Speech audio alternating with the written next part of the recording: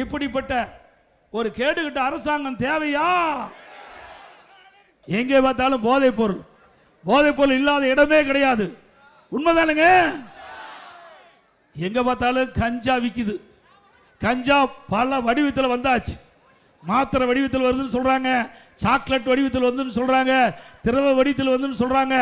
இப்படி பல ரூபத்தில் இன்றைக்கு கஞ்சாவில் தயாரிக்கப்பட்டு இன்றைக்கு மாணவர்கள், பள்ளி மாணவர்கள், கல்லூரி மாணவர்கள், பொதுமக்கள் இந்த கஞ்சாவை பயன்படுத்தியதால் அவர் வாழ்க்கை சீரழிகிறது. அப்படிப்பட்ட ஒரு மோசமான ஆட்சி தமிழகத்திலே தொடர வேண்டுமா? பல முறை சட்டமன்றத்தில் நான் பேசிவிட்டேன், ஊடகத்தின் வாயிலாக இந்த அரசுக்கு எச்சரிக்கை விடுத்தேன். ஆக நம்முடைய குழந்தைகள் தான் நமக்கு செல்வம். அப்படிப்பட்ட குழந்தைகள் நம் கண் முன்னே சீரழியக்கூடிய காட்சி இந்த ஆட்சியிலே பார்க்கப்படுகிறது. இதையெல்லாம் தடுத்து நிறுத்த வேண்டும் என்று சொன்னால் அனைத்து இந்திய அண்ணா திராவிட முன்னேற்ற கழக ஆட்சி தமிழகத்திலே மலர வேண்டும். அண்ணா திமுக ஆட்சி மலர்ந்தால் 3 மாதத்தில் இந்த கஞ்சா முழுவதையும் தமிழகத்தில் ஒடுக்கப்படும்.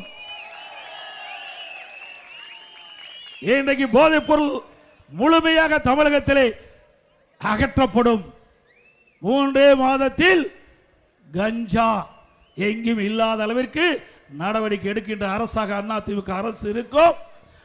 அதோட இன்றைக்கு திராவிட முன்னேற்ற கழகத்திலே ஒரு டிஜிபி இருந்தார்.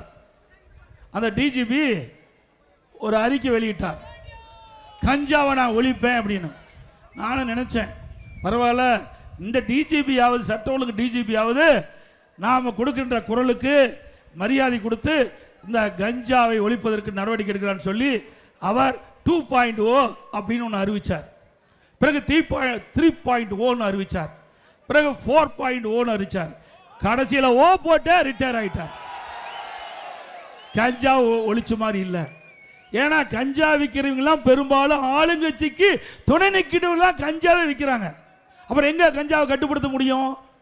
காவல்துறை எவ்வளவு முயற்சி பண்ணுச்சு, ஒன்றும் நடக்கல. அது மட்டும் இல்ல, காவல்துறைக்கே பாதுகாப்பு இல்லை. போதை ஆசாமியால எகிரி எகிரி காவல்துறை அதிகாரிகளை அடிக்கிறாங்க. இப்படிப்பட்ட அவலமான ஆட்சி தொடர வேண்டுங்களா? எங்க பார்த்தாலும் கொலை நடக்குது, வழிப்பிரிவு நடக்குது. பாலியல் சீண்டல் நடக்காத நாளே இல்லை. சிறுமிகளுக்கே பாதுகாப்பு இல்லை. 2 வயசு குழந்தை கூட விட்டு வைக்க மாட்டேங்கிறாங்க இந்த காம கொடுகள். சிந்திச்சு பாருங்க, இப்படி ஒரு மோசமான ஆட்சி. இதற்கு என்ன காரணம்?